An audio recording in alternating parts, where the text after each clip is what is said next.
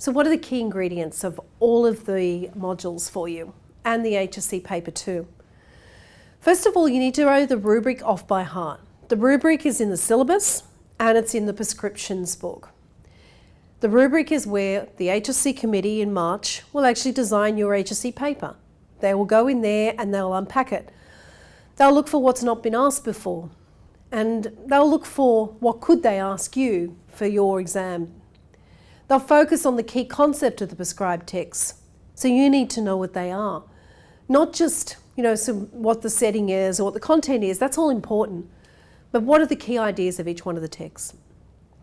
The third point is the hard one, and this will discriminate you in the standard course. Many standard students tend to, just like the advanced students, to skirt over the top of texts. They recount, they describe. They don't actually choose their textual details well. So you have to be judicious. That means judge. It means find those moments in a text that you can use in an essay as evidence. And it does mean learning some quotes, but not lengthy ones, please. Fourthly, imagine your teacher will say this to you nearly every week, but I'm going to repeat it anyway. You cannot do well without practicing essay writing. Essay writing in 40 minutes is so demanding. A lot of students in 40 minutes can tend to write between 800 and 1,000 words if they've had lots and lots of practice. But if you're only able in 40 minutes to get 2 pages out, then you can't show the marker your knowledge and your understanding. So this is only going to come if you do lots and lots of past papers and make up your own questions, remembering discovery, and the modules are now new this year in 2015. So for the next number of years, you're going to have to look at questions and work on as you will at university.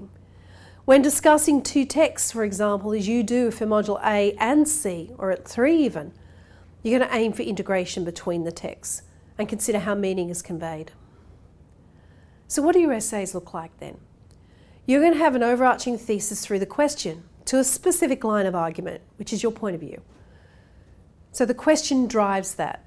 So you have to think, first up, my essay is going to have a point of view or an essay, a thesis statement. You're going to use the terms of the question to create it.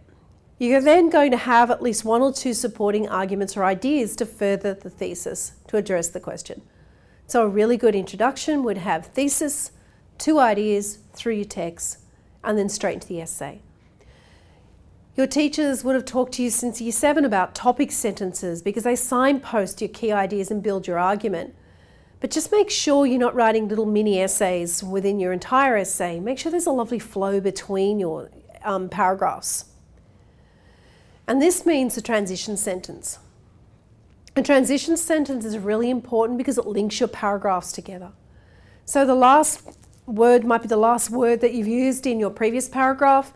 You're now going to pick up that key word in your next paragraph. So you're transitioning your marker through your essay. I actually refer to it as navigating the marker. Don't forget the how, particularly in Module A and in C. You need to look at the form and the content and the structure and the language. You do need to know techniques. So revisit film techniques and visual techniques. And make sure you've looked at figurative devices again.